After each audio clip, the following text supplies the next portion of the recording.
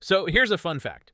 Nature has a freezer, and it's called Siberia or Alaska, or basically any place cold enough to ruin your phone battery in 5 minutes. But instead of popsicles, this freezer stores something way cooler. Actual prehistoric animals. Full ones. Sometimes still fuzzy, sometimes still leaking. We're not talking about your average fossilized femur here. We're talking about Ice Age rhinos that look like they could still charge you. Baby mammoths with intact eyelashes, and 30,000-year-old puppies with teeth sharp enough to chew on your existential dread. And the wildest part? These aren't just random leftovers. These frozen creatures come with details, last meals, blood vessels, injuries, basically their entire life story, flash frozen like a prehistoric murder mystery waiting to be solved.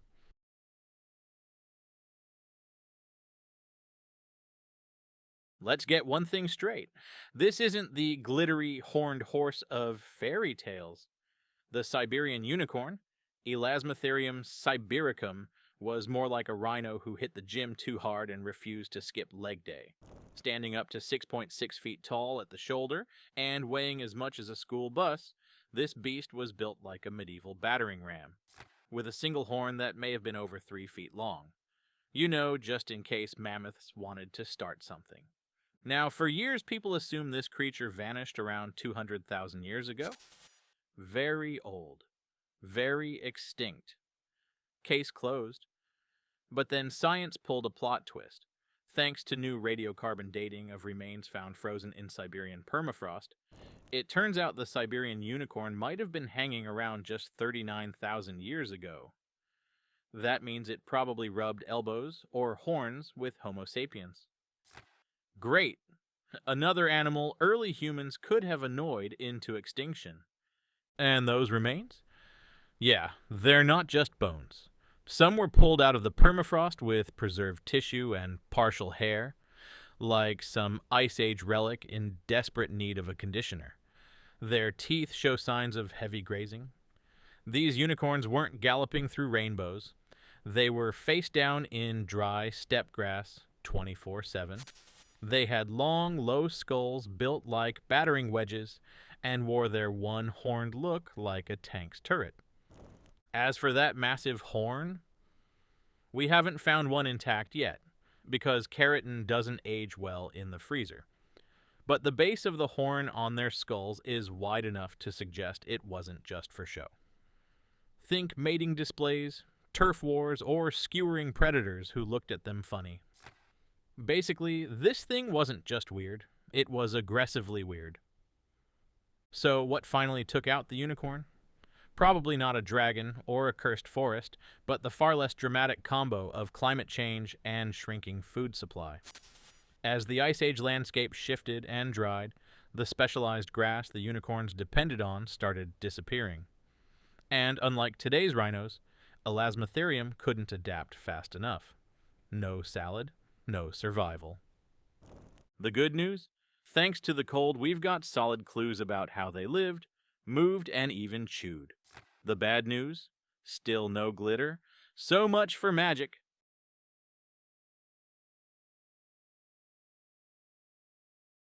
Meet Yuka, the Ice Age's most tragic toddler. Found in 2010 by a group of tusk hunters in Siberia, Yuka is a woolly mammoth, Mammothus primigenius, calf who managed to avoid rotting for over 39,000 years. That's because nature decided to vacuum seal her in Arctic permafrost like a hairy meatloaf. And she's not just well preserved, Yuka is stupidly intact. Her strawberry blonde hair is still there. Her brain is still there. Her internal organs are still there. Her foot pads are still squishy. And yes, you're going to be thinking about that detail for the rest of the day. Paleontologists who examined her found something else. Injuries, specifically large cut marks on her bones, and not the kind left by predators. These were tidy, straight, and deliberate. Translation: someone with tools got to her, possibly humans, possibly very hungry humans. The cuts were on her ribs, spine, and skull, like someone was trying to get at the meaty parts. Yuka may have been hunted, butchered, or scavenged by early humans. Either way, this wasn't just a natural death. This was a mammoth crime scene. Here's the weird part, though. Some of her wounds seem to have started healing before she died. So she was injured, lived a little longer, and then something else happened. Her broken leg and signs of dragging suggest she was being hauled. Maybe by predators, maybe by people, maybe both. The working theory? She either fell through ice and got stuck, or was cornered by a predator and later claimed by humans. Either way, a bad day to be a baby mammoth. But Yuka's story doesn't stop with her death. Thanks to the permafrost, researchers were able to extract remarkably well-preserved blood vessels and tissue from her body. That kicked off all kinds of Frankenstein-adjacent excitement. Could we clone her? Should we clone her? Would she sue us? Scientists did, in fact, recover viable cells from her, though not quite enough to get the cloning train rolling yet. Still, she's been the poster child for de-extinction efforts ever since. No pressure, Yuka? Also, side note, this adorable, doomed mammoth was only about 6 or 7 years old, about the size of a large dog, but with legs like fuzzy tree trunks. She still had baby tusks, and her face? Unbelievably expressive. It's like she's judging us for being 40,000 years late to save her species. Her discovery changed how we understand mammoth-human interactions, especially in regions like eastern Siberia, where evidence of hunting has always been sketchy. Yuka might be the missing piece in that icy puzzle, a smoking tusk, if you will. And just when you thought one frozen baby was enough heartbreak for today, wait till you meet the twin cubs of death.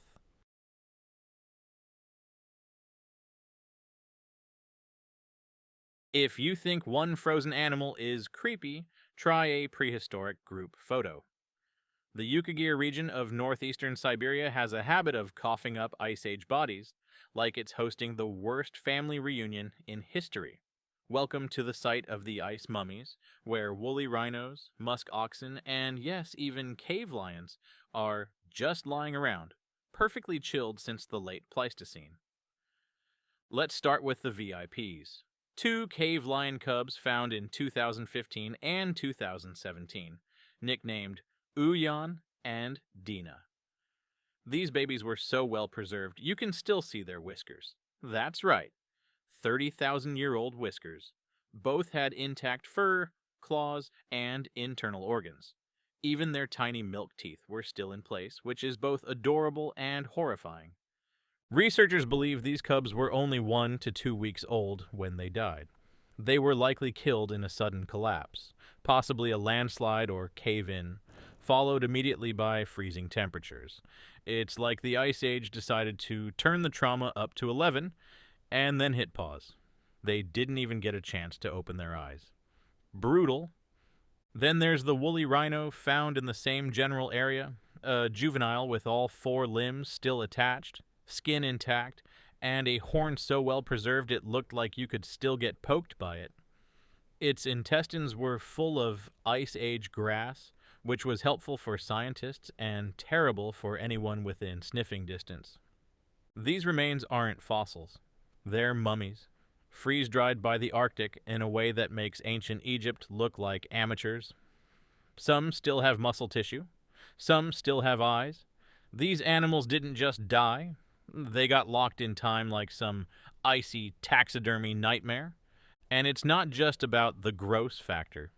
These frozen corpses give us unparalleled insight into Ice Age ecosystems. The stomach contents help us reconstruct what the landscape looked like. Spoiler, a lot of dry grass and shrubbery. The injuries and bone development tell us how fast these animals grew, what they ate, and what might have eaten them. Even cooler, some scientists are digging into their DNA to map evolutionary changes over tens of thousands of years. Want to know how cave lions differ from modern lions?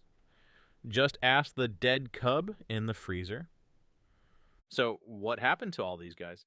The dominant theory is a combo of freak environmental accidents and sudden freezing. A mudslide here, a collapsing burrow there, and boom, prehistoric popsicle. No long drawn out extinction drama. Just wrong place, wrong time, and the world's coldest funeral. The Yukagir site has become one of the most important Ice Age time capsules ever discovered. It's like someone hit save on an entire prehistoric ecosystem. And lucky for us, not so much for them. These animal mummies keep showing up, one sad, fuzzy ghost at a time.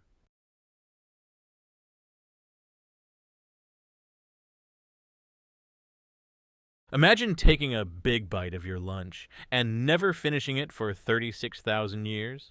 That's basically what happened to Bison priscus, the steppe bison, a shaggy tank of an herbivore that once dominated the mammoth steppe like a bovine warlord.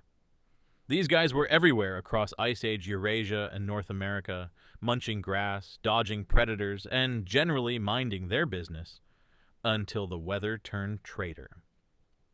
One particular bison specimen, nicknamed Blue Babe, we'll get to that, was discovered in 1979 by gold miners in Alaska.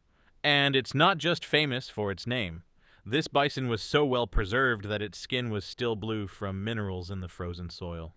Hence, Blue Babe. Because nothing says prehistoric dignity like being named after a cartoon ox. Blue Babe had been dead for about 36,000 years when he resurfaced, though resurfaced might be a strong word for something buried in permafrost and chewed on by scavengers. His body was partially eaten, likely by a lion-like predator, but still had intact fur, skin, and even muscle tissue. His flesh was so well preserved, in fact, that the researchers who studied him decided to cook and eat a piece. That actually happened. A team of scientists slow-cooked a bison stew from a sample of his neck. Allegedly, it tasted gamey. But Blue Babe isn't the only frozen bison with secrets. In other specimens found across the Arctic, paleontologists discovered partially digested stomach contents, grasses, sedges, and mosses, all still preserved inside the gut. In at least one case, the plant material was still in the animal's mouth, suggesting it died mid-chew. That's some Looney Tunes timing right there. How do you flash freeze a 1,500-pound animal mid-snack? Most likely sudden burial by a mudslide, avalanche, or a fall through ice, followed by an immediate deep freeze. No time to decay, no time for scavengers to finish the job, just straight to the freezer aisle. And the preserved guts? Absolute gold for scientists? By analyzing them, researchers can reconstruct not only the bison's last meal, but also the plants growing in its habitat at the time. They've even found parasite eggs inside the intestines, because apparently even in death, you don't get to be alone. Steppe bison are more than just prehistoric cattle. Their DNA helped researchers understand the origins of modern American bison, including weird hybridization events with ancient yak-like species. They were the original grassland engineers, shaping Ice Age environments with their constant grazing and poop distribution. Real keystone species stuff. Also, their horns were really massive, curving outward like motorcycle handlebars of doom. You do not want to be on the wrong end of one in a stampede. Predators like dire wolves and saber-toothed cats had to earn their meals when hunting these tanks.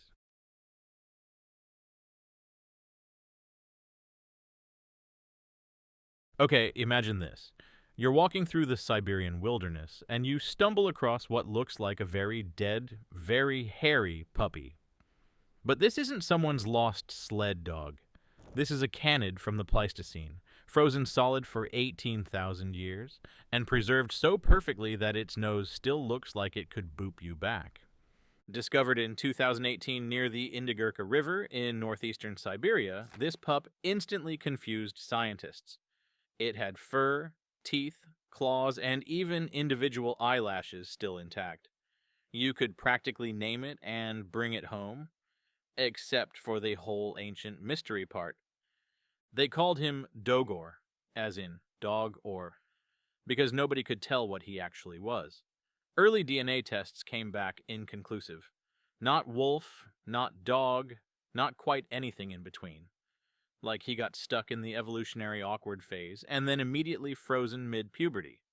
Dogor's teeth suggest he was about 2 months old when he died. His ribs and joints showed no signs of trauma, and he wasn't scavenged, so he likely died suddenly. Maybe from freezing, maybe from starvation, or maybe he just had one bad night in an Ice Age blizzard. His body got sealed in permafrost almost immediately, leaving behind a corpse that looks disturbingly fresh for something older than human agriculture. What makes Dogor extra intriguing is that he might represent a population of canids caught between wild wolves and early domesticated dogs. Think of him as the missing link with a cute face. His DNA is helping scientists understand when, where, and how dogs started hanging out with humans. Spoiler, it was probably because we both liked meat and hated saber-tooths. Ancient DNA studies are now revealing multiple domestication events in different regions, and Dogor might have belonged to a group that didn't quite make the evolutionary cut. Not a modern dog, not a pure wolf, just a failed experiment in becoming man's best friend. Also, the preservation is just absurd. His fur is thick and patchy with a little curl around the ears. His nose still has texture. The pads on his paws are intact. It's like a taxidermy project from an alternate timeline. You could mistake him for a weird tax break on Etsy. Dogor's body has now been CT scanned, X-rayed, and DNA sequenced more times than any frozen puppy in history. And researchers are still learning from him, especially about the role of canids in Pleistocene ecosystems, Ice Age scavenger behavior, and early interactions with humans. So was he our best friend or a fuzzy bystander in evolution's long game? Still unclear. But one thing's certain. No Ice Age animal has caused more awe and "you" in the same breath than this mystery pup, with a very chilly backstory.